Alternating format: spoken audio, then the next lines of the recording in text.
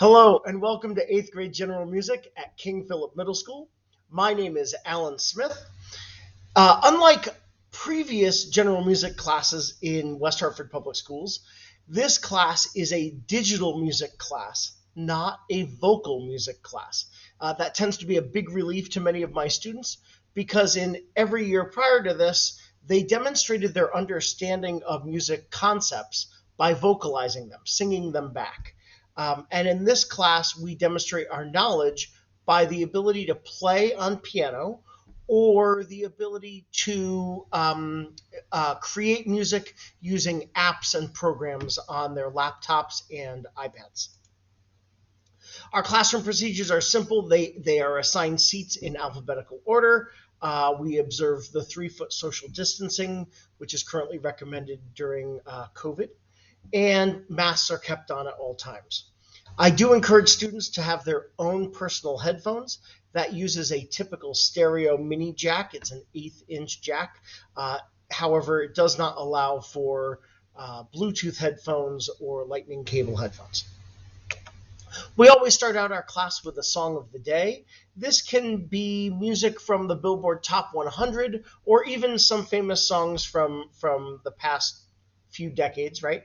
And we make some connections to social and emotional learning, which has been a big focus of our school system for the past year and a half. Music fundamentals is a key component of my class, so students will know how to read notes on the bass and treble clef staff. They'll learn how to read rhythms, time signatures and key signatures, and other musical concepts. We do keyboard exploration, so we'll learn how to understand how these music fundamentals apply on a keyboard with black and white keys. We also work on scales. If you think of like do, re, mi, fa, sol, la, ti, do, that is a major scale and the foundation of so many different songs. So when a student is able to play a scale within a certain key signature, then they're exposed to the order of notes that then songs are written with. We will focus quite a bit on different repertoire. We begin with very, very simple folk songs, Hot Cross Buns, Mary Had a Little Lamb, Au Clair de la Lune, Twinkle Twinkle Little Stars, Ode to Joy, right? And then very quickly we use that as a springboard towards students choosing their own songs, movie and TV show, video games, and songs that they're hearing on the radio. We have a bunch of resources, including books and websites that host the sheet music for these songs, and so the students can find it, and I can help them to start learning how to play it on the piano. We do a little bit of music history.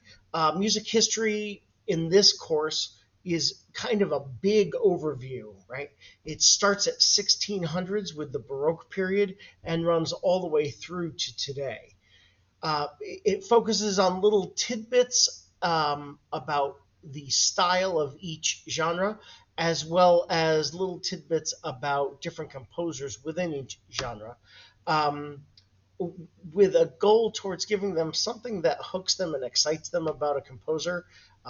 We have composers that had an incredible number of kids. We have 2 composers that died after having surgery by the same surgeon.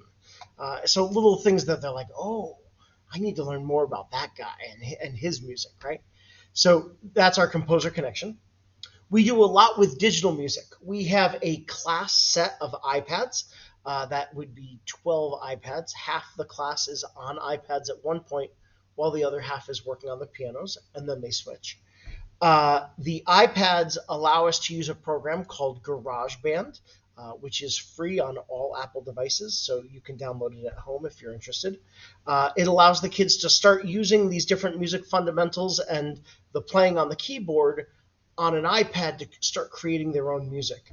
So they will create, in the course of the whole year, about 4 to 6 projects on GarageBand. I love games. Games make learning fun, right? Enjoyable.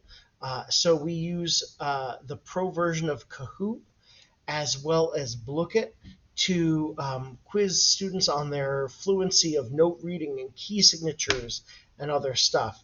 And it just keeps it fun. It's all different games. It's still identify this thing, but within the context of a video game. We do use Tenuto, which I use the website version. It's called musictheory.net. This is more of a quiz to test fluency. I encourage show and tell when students learn something and they want to show all their friends how they do it. I welcome it at the end of class.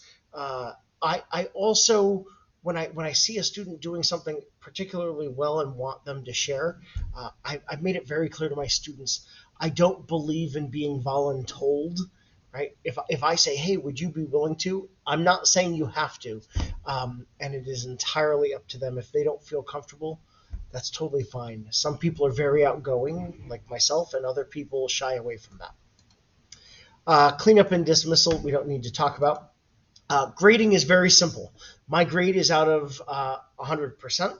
60% is the grade you earn by participation in class. 20% is your performance skill on the pianos. And 20% is the projects that you develop in GarageBand or maybe other apps that we'll be using. I do not believe in homework as a fundamental rule, so your children will never have homework from me. On occasion, I may give an extra credit assignment so that they can do something, but it's voluntary.